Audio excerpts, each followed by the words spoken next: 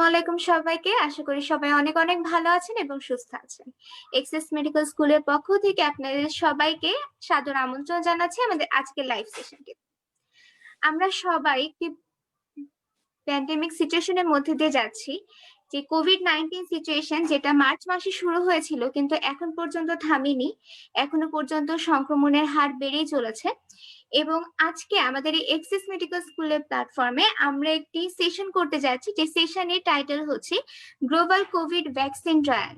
আপনারা সবাই অবগত আছেন বিভিন্ন ধরনের ভ্যাকসিন ইতিমধ্যে চলে এসেছে এবং যে বিষয়ে অনেক বেশি চর্চা হচ্ছে, তা আমরা আজকে সেই বিষয় নিয়ে কথা বলতে চাচ্ছি আমাদের অতি শ্রদ্ধেয় মেন্টর ডক্টর আসমা বিনতে আজিজ আপুর সাথে।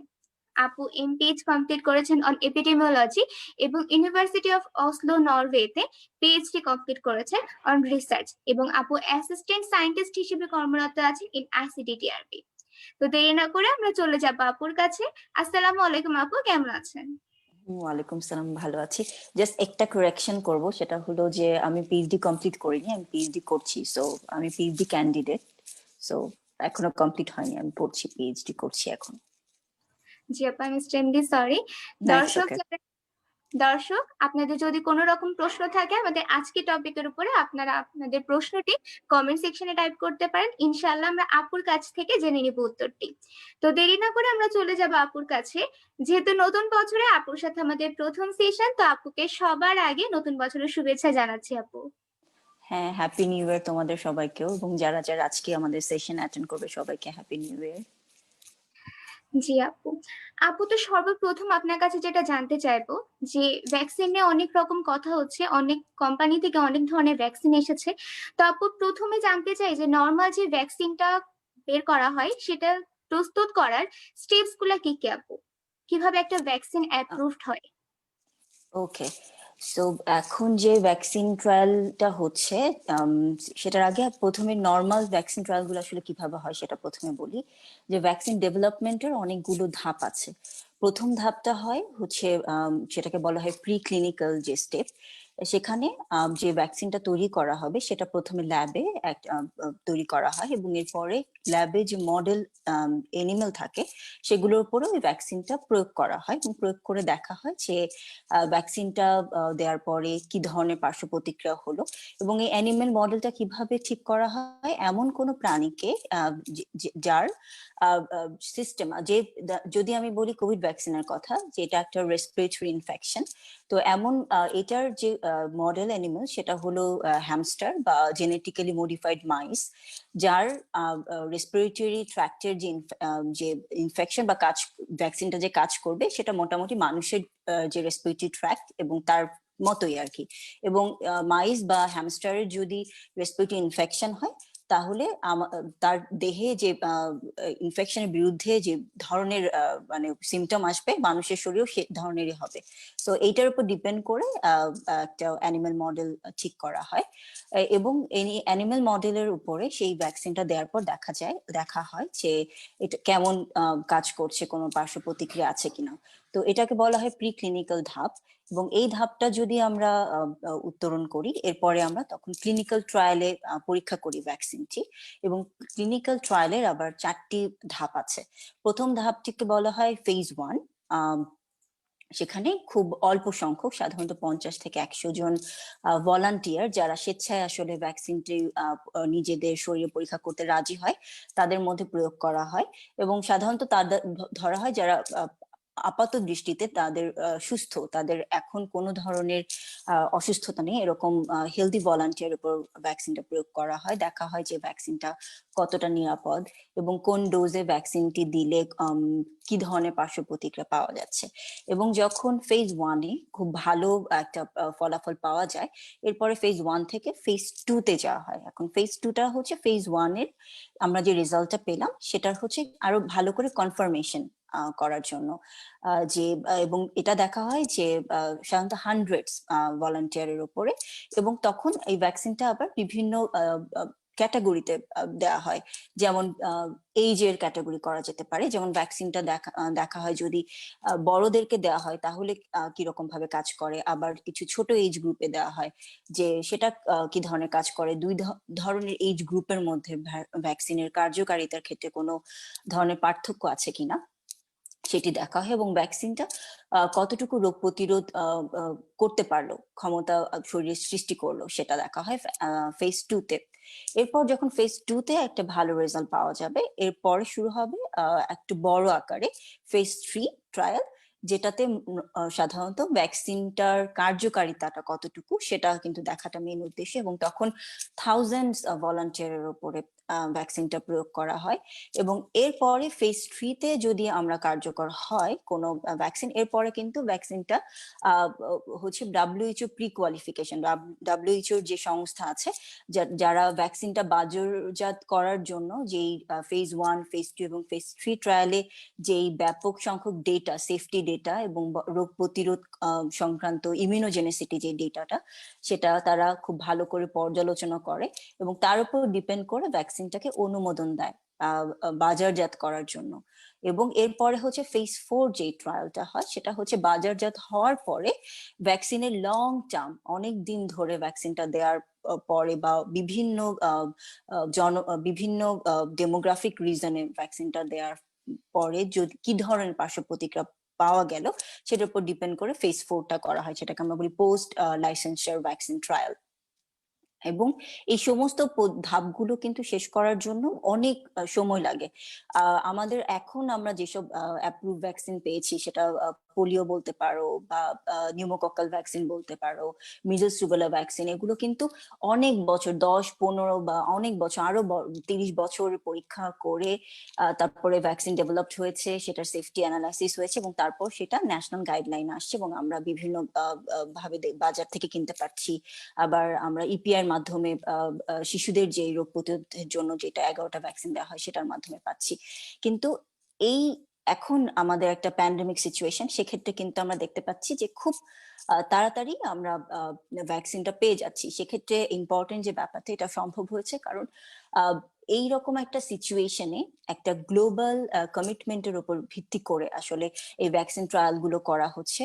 এখন আমরা যদি চিন্তা করি যে মার্চ মাসে হচ্ছে প্রথম আমরা জানতে পারলাম বাংলাদেশে, কিন্তু জানুয়ারিতে কিন্তু উহানে কোভিড ভাইরাসটা শনাক্ত হয় এবং তার কিছুদিনের মধ্যেই যখন চাইনিজ গবেষকরা ভ্যাকসিন এই ভাইরাসের জেনেটিক সিকোয়েন্সটা ওপেন করে দেয়, এরপর থেকে কিন্তু খুবই দ্রুত, প্রায় 1 মাসেরও কম সময়ের মধ্যে মডার্না সর্বপ্রথম বলে যে তারা ভ্যাকসিন তৈরি করছে।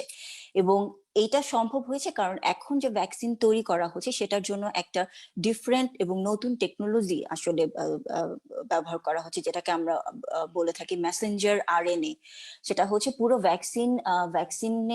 ভ্যাকসিনটা তৈরি না করে বরঞ্চ ভ্যাকসিনের যে জেনেটিক সিকোয়েন্স আছে প্লাস ভাইরাসের যে নির্দিষ্ট উপাদানটা প্যাথোলজিক, যেটা করোনা ভাইরাসের ক্ষেত্রে বলা হয়ে থাকে স্পাইক প্রোটিন, সেই স্পাইক প্রোটিনটাকে এনকোডিং করে একটা জেনেটিক কোডের মাধ্যমে ভ্যাকসিনটা আমাদের শরীরে প্রবেশ করছে এবং তখন আমাদের শরীরের ভেতরে এই জেনেটিক কোডের এগেইনস্টে আসলে শরীরের ভেতরে ভ্যাকসিনটা তৈরি হচ্ছে এবং তখন আমাদের শরীরে যে অ্যান্টিবডিটা তৈরি হচ্ছে এবং ওই ভাইরাসটাকে চিনে সেটার এগেইনস্টে কাজ করছে।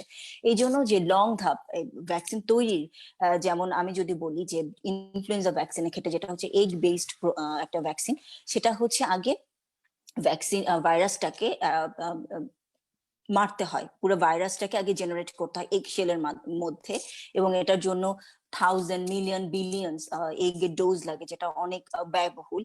প্লাস হচ্ছে গিয়ে এই যে সময়টা লাগে ভ্যাকসিন ভাইরাসটাকে ইনঅ্যাক্টিভেট করতে, সম্পূর্ণভাবে মেরে ফেলতে, যেটাকে বলা হয় যে লাইভ অ্যাটেনুয়েটেড বা কিল ভ্যাকসিন, সেটার জন্য অনেক সময়ের দরকার হয়। কিন্তু যখন আমরা মেসেঞ্জার আরএনএ একটা জেনেটিক সিনথেসিস পদ্ধতিতে ভ্যাকসিনটা তৈরি করছি, সেক্ষেত্রে কিন্তু আমাদের একটা লং ম্যানুফ্যাকচারিং যে সময়টা সেটাকে আমরা বাইপাস করতে পারছি।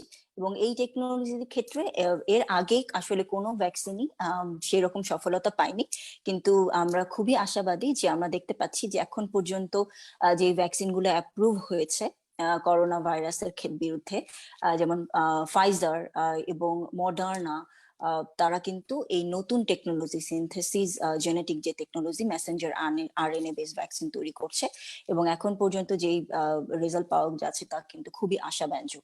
আর আরেকটা যে গুরুত্বপূর্ণ ব্যাপার যে ভ্যাকসিন ডেভেলপমেন্টের ক্ষেত্রে কেন আমরা এত তাড়াতাড়ি করতে পারলাম, সেটা হলো যে ডব্লিউএইচও, গ্লোবাল ভ্যাকসিন অ্যালায়েন্স গাভি এবং সেপি, যারা আসলে এই ভ্যাকসিন তৈরির ক্ষেত্রে যে মেইন ফান্ডিং এজেন্সিস ওয়ার্ল্ডে, তারা সবাই একসাথে মিলে আসলে কোভ্যাক্স নামের একটা প্ল্যাটফর্ম তৈরি করেছে। সেখানে তারা একদম প্রথম থেকে যখন এটা প্যান্ডেমিক ঘোষণা করা হলো, যাতে ভ্যাকসিন তৈরির জন্য যেসব ম্যানুফ্যাকচারিং কোম্পানিগুলো কাজ করছে তাদের যাতে কোনো ফান্ডিং এর কোনো ঝামেলা না হয়, তারা প্রচুর পরিমাণে ফান্ড কিন্তু অ্যালোকেট করেছে, যেটা সাধারণত নর্মাল যে কোনো ভ্যাকসিন ক্লিনিক্যাল ট্রায়াল বা ক্ষেত্রে এটা হয় না। সাধারণত শুধুমাত্র ভ্যাকসিন কোম্পানিগুলোই কিন্তু ভ্যাকসিন তৈরির ক্ষেত্রে ইনভেস্ট করে, কিন্তু এখানে আমরা একটা গ্লোবাল একটা কমিটমেন্ট দেখতে পাচ্ছি এবং একটা অ্যাক্টিভ মার্কেটিং পলিসি তৈরি হয়েছে, যাতে সবার জন্য, ধনী দেশ, গরিব দেশ, যাদের ভ্যাকসিন তৈরি ক্যাপাসিটি আছে বা নেই, তারা যেন যখনই একটা ভ্যাকসিন পাওয়া যাবে এবং আমরা জানতে পারবো যে ভ্যাকসিনটা নিরাপদ এবং যথেষ্ট পরিমাণে রোগ প্রতিরোধ ক্ষমতা তৈরি করতে পারছে শরীরে, তখনই কিন্তু যাতে তাড়াহুড়া করে ইমার্জেন্সি অ্যাপ্রুভাল দেওয়া যায়, এটার জন্য ডব্লিউএইচও, সেপি, গাভি সবাই একসাথে কাজ করছে। এবং উন্নত দেশগুলোর এবং সবচেয়ে বড় কথা, পলিসি মেকার্স থেকে শুরু করে সায়েন্টিস্ট, এখানে একটা কম্বাইন্ড ইফোর্টের মাধ্যমে কাজটা হচ্ছে। এবং ডেটার যে একটা অ্যাক্সেসিবিলিটি সেটা বেড়ে গেছে। এখন প্রথম থেকেই যখন একটা ভ্যাকসিন কোম্পানি কাজ করা শুরু করছে, তারা কিন্তু সবকিছু ডব্লিউএইচও এবং আলাদা যে গ্লোবাল ইথিক্যাল কমিটি গুলো আছে তাদের কাছে শেয়ার করছে। সাধারণত এটা কিন্তু ক্লিনিক্যাল ট্রায়ালে হয় না। সাধারণত ফেজ 1, ফেজ 2, ফেজ 3 পর্যন্ত, যতক্ষণ পর্যন্ত ভ্যাকসিনটা প্রোডাকশনে বড়ভাবে না যায়, ততক্ষণ পর্যন্ত কিন্তু কোনো কিছুই ভ্যাকসিন কোম্পানিগুলো, ম্যানুফ্যাকচার কোম্পানিগুলো সেগুলো পাবলিশ করে না। কিন্তু এই কোভিড ভ্যাকসিনের ক্ষেত্রে আমরা দেখতে পাচ্ছি, এবং যেহেতু খুব সুন্দর একটা নীতিমালার মাধ্যমে কাজগুলো হচ্ছে, এই জন্য প্রথম থেকেই ভ্যাকসিনের ডিটেলস যে ইনফরমেশন গুলো, সেফটি ইনফরমেশন গুলো, এবং কি পরিমাণ ইমিউন রেসপন্স কোন ভ্যাকসিনটা তৈরি করছে, প্লাস কোন ভ্যাকসিনটা কোন মেথডে তৈরি হলো, সেটা কিন্তু আমাদের একদম ডব্লিউএইচও, গাভি এবং সেপি সমন্বয়ে যে কোভ্যাক্স কমিটি গঠন করা হয়েছে, তারা জিনিসগুলো পর্যবেক্ষণ করছে এবং সেটার উপর ভিত্তি করে তারা খুব দ্রুত একটা সিদ্ধান্ত দিয়ে দিচ্ছে, এবং ইমার্জেন্সি ইউজের জন্য এবং বড় আকারে তৈরি করার জন্য, এবং এই ভ্যাকসিন গুলো তৈরি করার জন্য যে পরিমাণ সবচেয়ে বড় ব্যাপার যে আর্থিক সহায়তা, সেটা দেয়া হচ্ছে এই গ্লোবাল ফান্ডিং এর মাধ্যমে। এই জন্য কিন্তু খুব তাড়াতাড়ি, যেটা আগে কখনোই দেখা যায়নি, এটা আমাদের সবার জন্য একটা নতুন আশার আলো তৈরি করেছে, যে আমরা যদি সবাই একসাথে সমন্বিত ভাবে কাজ করি, তাহলে কিন্তু ভালো কিছু করা সম্ভব। এবং এই যে খুব তাড়াতাড়ি ক্লিনিক্যাল ট্রায়ালের মাধ্যমে কোভিড ভ্যাকসিন অলরেডি অ্যাপ্রুভ হয়েছে, এবং আমরা জানি এখন পর্যন্ত প্রায় ৬২টি ভ্যাকসিন কিন্তু মানুষের শরীরে অলরেডি পরীক্ষা হচ্ছে। এর মধ্যে 15টা ভ্যাকসিন বিভিন্ন কোম্পানি তারা অলরেডি একদম শেষ ধাপে চলে এসেছে। এবং আমরা সবাই জানি, অলরেডি এখন জানি যে অক্সফোর্ড, অ্যাস্ট্রাজেনিকার যে ভ্যাকসিনটা, প্লাস হচ্ছে ফাইজারের ভ্যাকসিন, প্লাস মডার্নার ভ্যাকসিন, এরা কিন্তু অ্যাপ্রুভাল পেয়েছে। এবং কিছু ইনঅ্যাক্টিভেটেড ভ্যাকসিন যেটা চাইনিজ কোম্পানি তৈরি করেছে এবং দেন তৈরি করেছে ইন্ডিয়ান কোম্পানি, তারা কিন্তু এই ভ্যাকসিন গুলো অ্যাপ্রুভও করিয়েছে, এবং নির্দিষ্ট দেশে ইমার্জেন্সি অ্যাপ্রুভালের জন্য তারা কিন্তু অলরেডি কাজ শুরু করে দিয়েছে এবং অলরেডি ইমার্জেন্সি অ্যাপ্রুভাল পেয়েও গেছে। সো খুব সংক্ষেপে আমি এখন পর্যন্ত ভ্যাকসিনের যে আপডেট সেটা দেওয়ার চেষ্টা করলাম। আমার মনে হয় আমরা পরবর্তী প্রশ্নে যেতে পারি, এবং আরো যদি প্রশ্ন আসে আমরা আরো ডিটেলস আলোচনা করবো। জি আপু, অনেক অনেক ধন্যবাদ। আপু, আপনি জানালেন যে মেসেঞ্জার আরএনএ এর মাধ্যমে যেহেতু ভ্যাকসিন প্রস্তুত হচ্ছে, এজন্য কিন্তু খুব কম সময়ে আপু অ্যাপ্রুভ হয়ে মানুষের কাছে চলে আসছে। তাহলে আপু, এই ক্ষেত্রে আমরা কি কি সাইড ইফেক্টস এর সম্মুখীন হতে পারি বলে আপনি মনে করেন?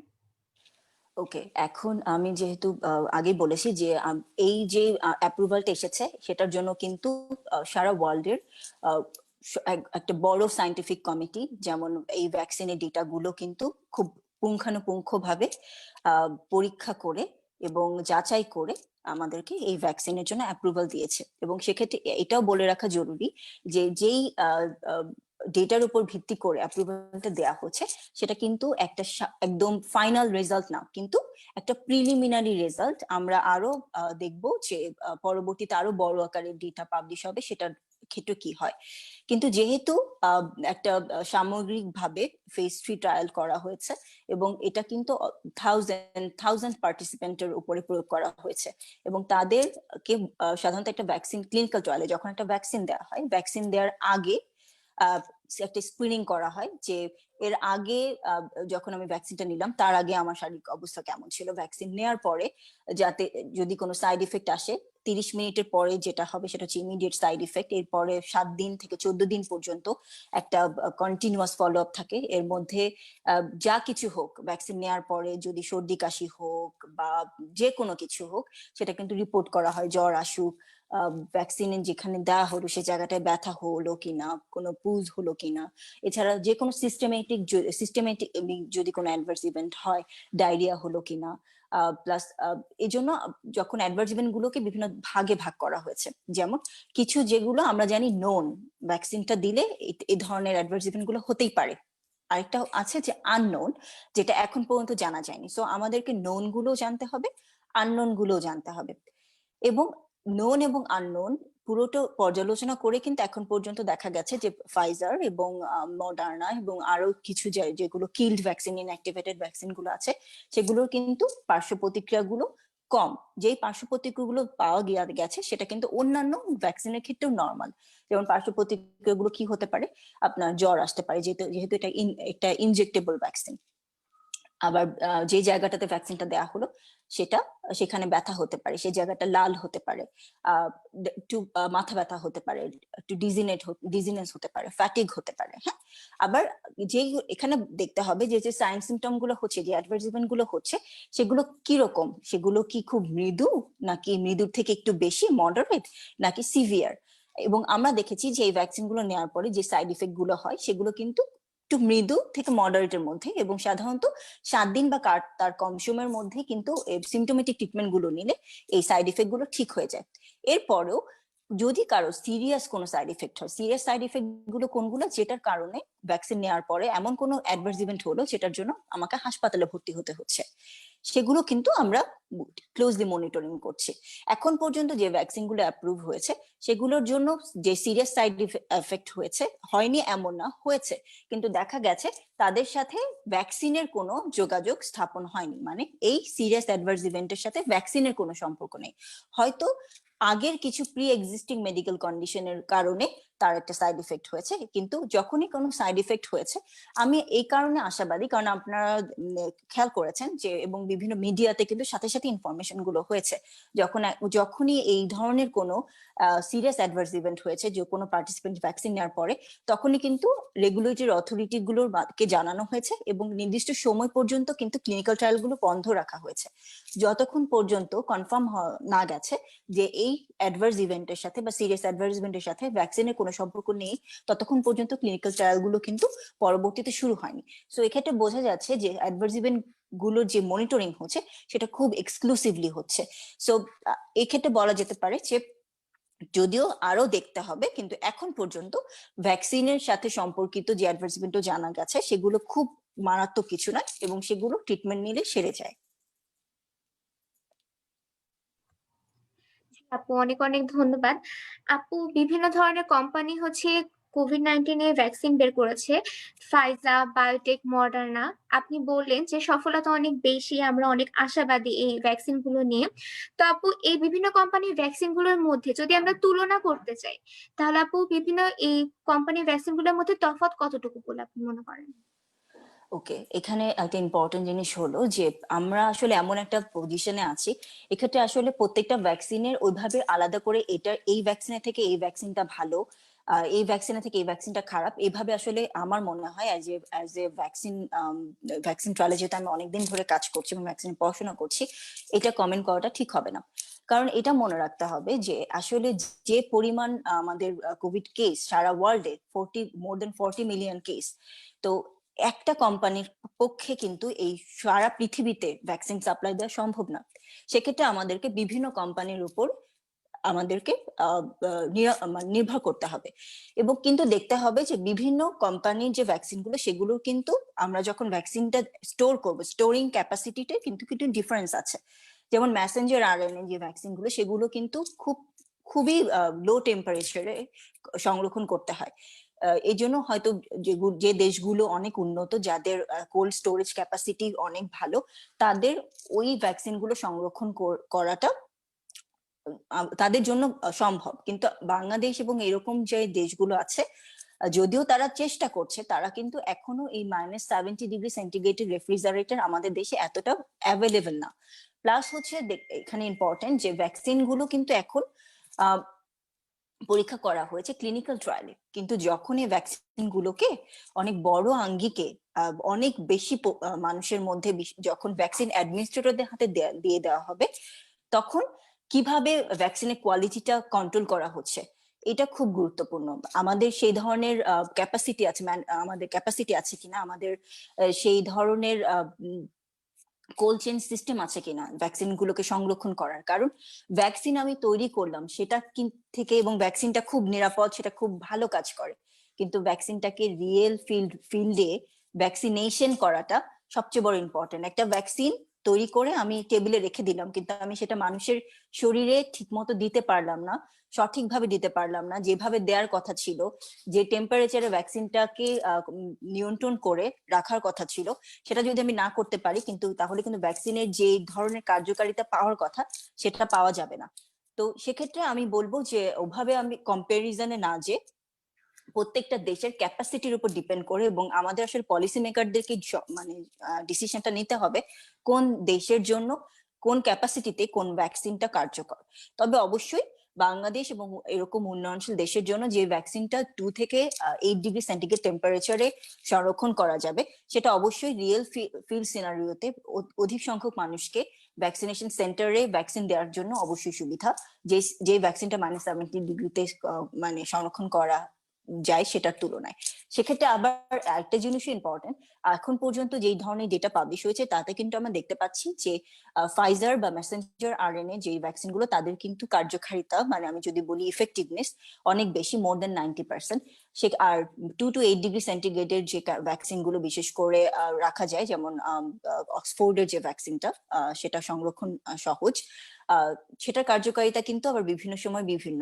যদি ইন্টারেস্টিংলি দেখা গেছে যে যদি অক্সফোর্ডের ভ্যাকসিনটি প্রথমবার হাফ ফুল ডোজ এবং সেকেন্ড বার যদি হাফ ডোজে দেওয়া যায়, তাহলে সেটার কার্যকারিতা বেশি 2বার ফুল ডোজ দেওয়ার তুলনায়। যেই রেজাল্টটা আমার কাছে মনে হয়েছে একটু প্রশ্নবোধক, সেক্ষেত্রে এটাকে আমরা বলি যে টাইপ 1 এরর। তো এই জিনিসটা একটু দেখার বিষয়, যে কোন ভ্যাকসিনটা কতটুকু ইফেক্টিভ এবং কোন সিনারিওতে, এবং এটাও আসলে পর্যালোচনা করার ব্যাপার আছে। আবার আমি যদি বলি আদার ইনঅ্যাক্টিভেটেড ভ্যাকসিন, যেমন ভারত বায়োটেকো ভ্যাকসিন নামের একটা ভ্যাকসিন তৈরি করেছে, সেটিরও কার্যকারিতা মোটামুটি এখন পর্যন্ত দেখা যাচ্ছে ভালো, মোর দ্যান 90%, এবং সেটা আবার সংরক্ষণের সুবিধা। তো সে হিসেবে দেখা যাবে যে আমাদেরকে আসলে অনেকগুলো ভ্যাকসিন কে কনসিডার করতে হবে যদি আমরা সারা পৃথিবীতে ভ্যাকসিনের সরবরাহ নিশ্চিত করতে চাই। তো ওইভাবে তুলনা না করে বরঞ্চ আমাদেরকে বিভিন্ন অপশনের প্রতি আসলে ওপেন মাইন্ডেড থাকতে হবে, আমি মনে করি।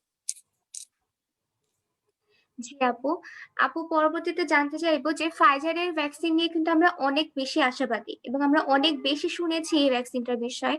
তো আপু, আপনি বাংলাদেশের প্রসপেক্টিভে আপনি কি মনে করেন যে আমাদের বাংলাদেশের জন্য এটা কতটা উপযোগী, বা বাংলাদেশে কি ভ্যাকসিনটা আসার সম্ভাবনা আছে আপু?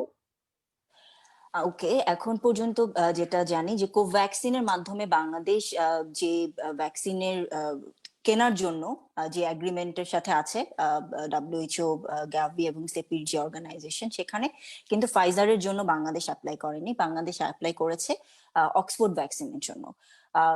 সেক্ষেত্রে একটু যৌক্তিকতা আছে, যেটা আমি বললাম যে বাংলাদেশের যে কোল্ড চেইন ফ্যাসিলিটি, সেটা কিন্তু ফাইজার ভ্যাকসিন সংরক্ষণের জন্য উপযুক্ত নয়। কিন্তু সরকার যদি চায় এবং সরকার যদি সেরকম ব্যবস্থা করে, তাহলে অনেক আগে থেকেই সেই ফ্যাসিলিটিটা ক্রিয়েট করতে হবে।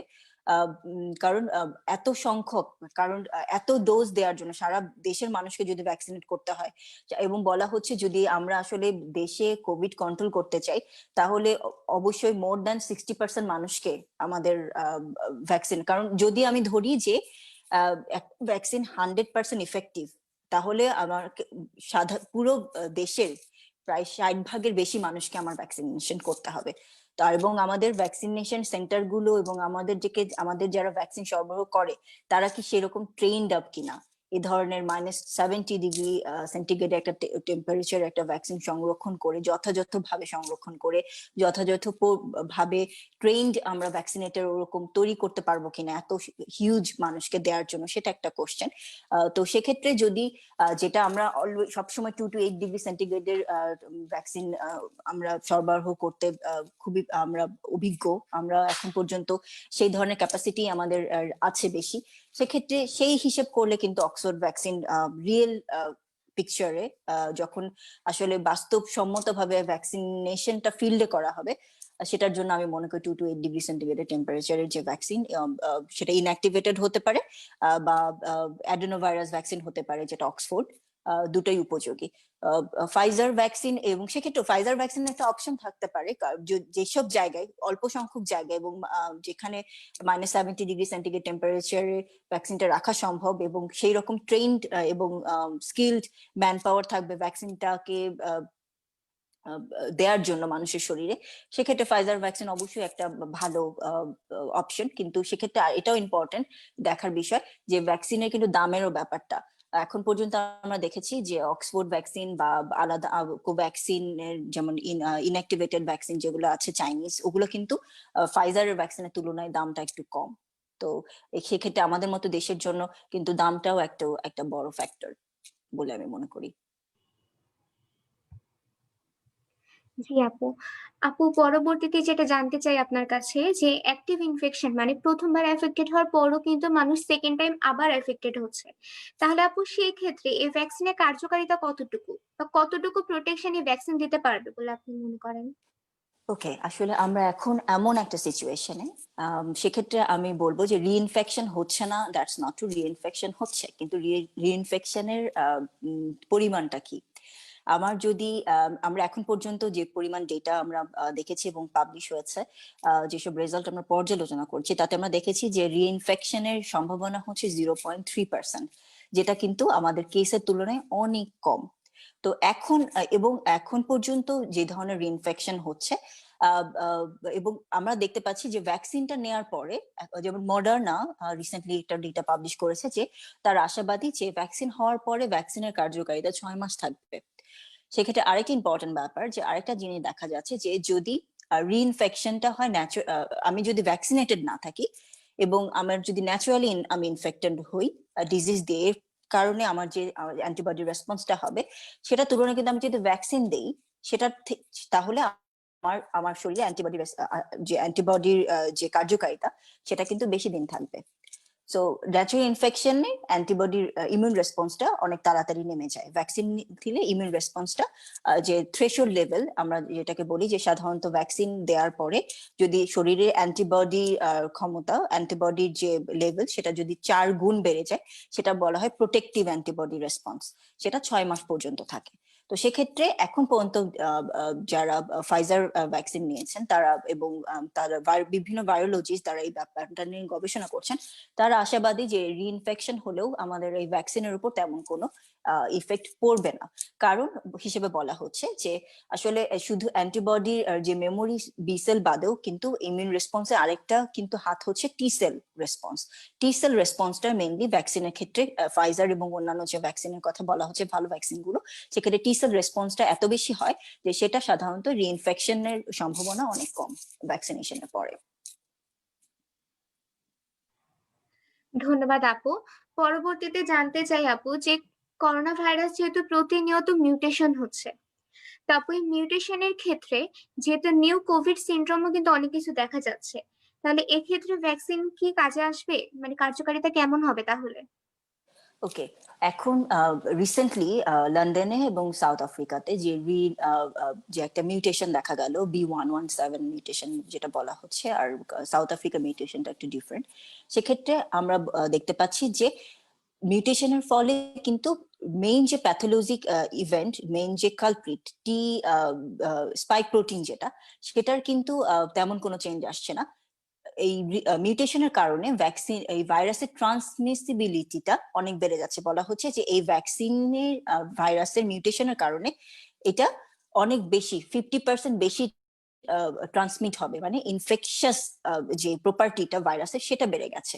কিন্তু আমরা যে স্পাইক প্রোটিনটার উপর বেস করে আমাদের ভ্যাকসিন গুলো তৈরি করেছি সেটার কিন্তু যে স্ট্রাকচার সেটাতে কিন্তু মিউটেশনে খুব বেশি চেঞ্জ আসছে না। তো সেক্ষেত্রে আশা করা যাচ্ছে যে মিউটেশন হলেও যে ভ্যাকসিনের কার্যকারিতাতে তেমন কোনো ইফেক্ট পড়বে না। বাট এটা আমাদের মনে রাখতে হবে যে আমরা কিন্তু কোভিড-19 যে ভাইরাসটা সম্পর্কে এখন পর্যন্ত শিখছি, প্লাস ভ্যাকসিনটা কিন্তু এখন পর্যন্ত আরো নতুন নতুন ডেটা আমরা পাচ্ছি। আমাদের চোখ কান আরো বেশি খোলা রাখতে হবে এবং আমাদেরকে আরো সতর্ক থাকতে হবে।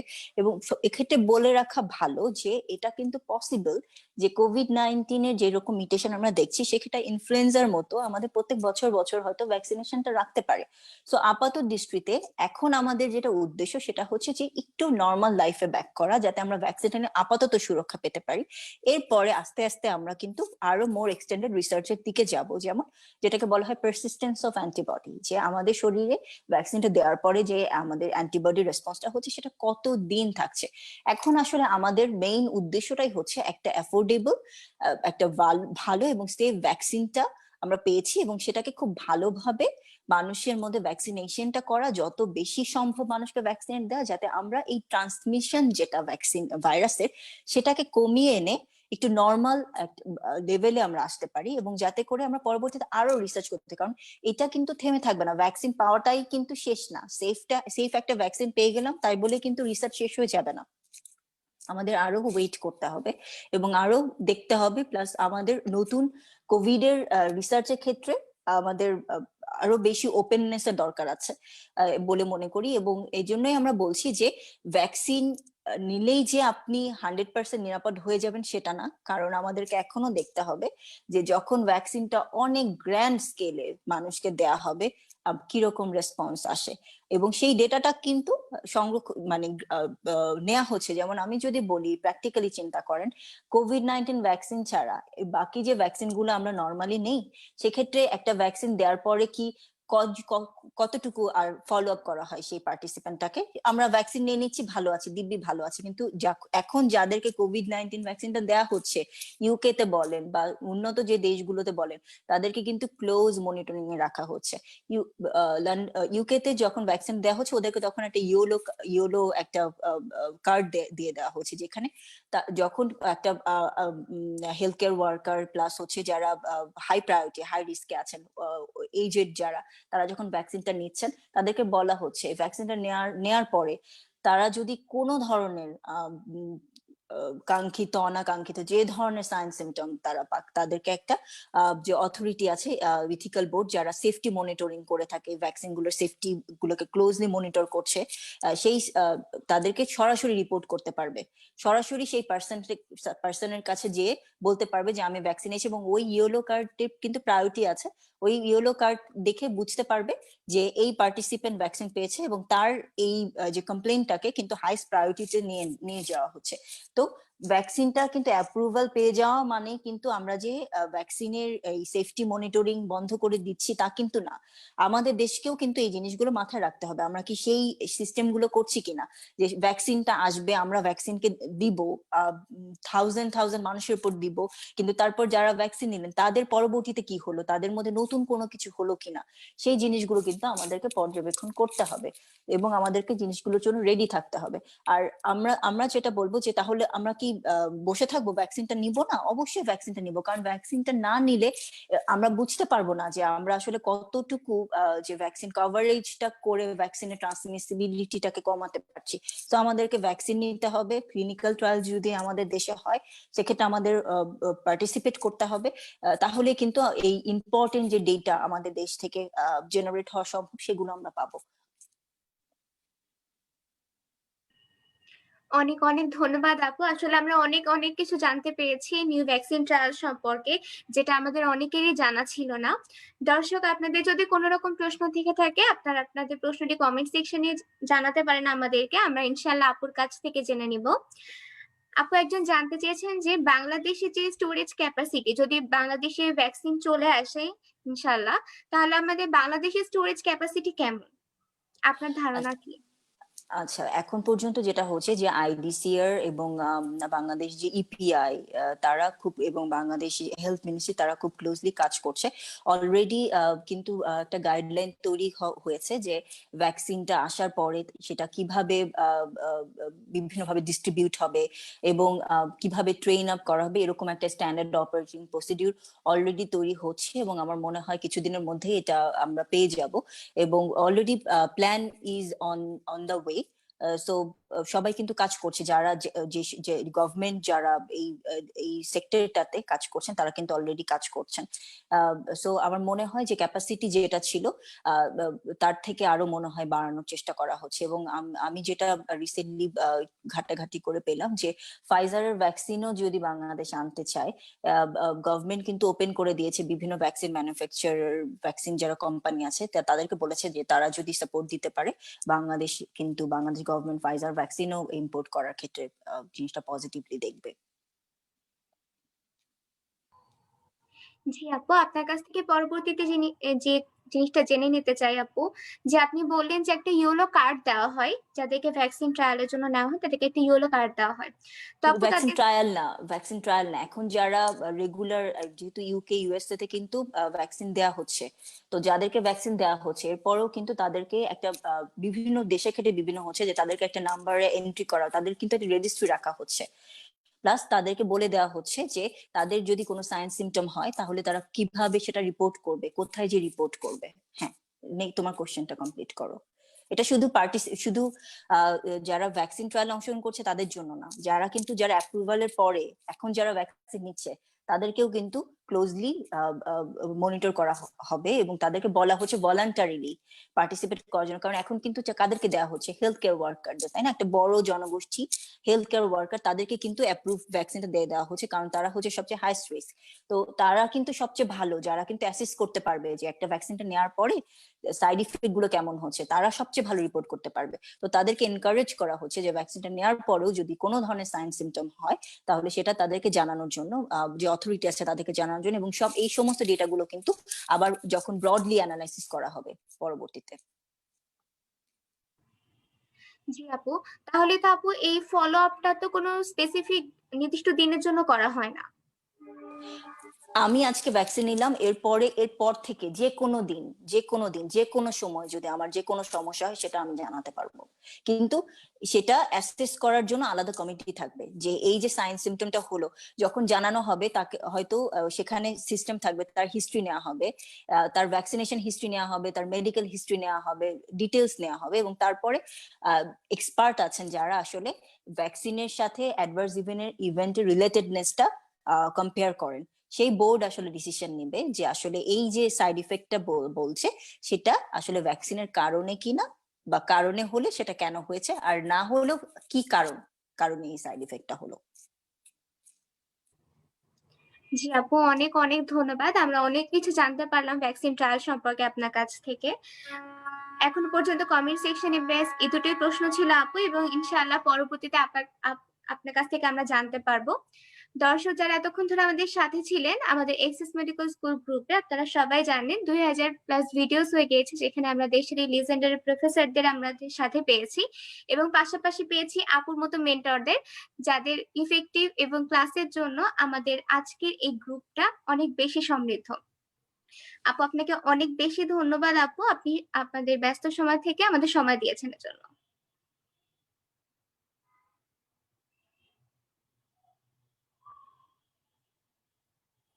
দর্শক যারা এতক্ষণ ধরে আমাদের সাথে ছিলেন সবাইকে অসংখ্য ধন্যবাদ জানাচ্ছি। ইনশাআল্লাহ আমাদের পরবর্তী সেশনগুলোতে আমাদের সাথে জয়েন করবেন। ততদিন পর্যন্ত ভালো থাকবেন, সুস্থ থাকবেন। আসসালামু আলাইকুম আপু। আসসালামু আলাইকুম সবাইকে।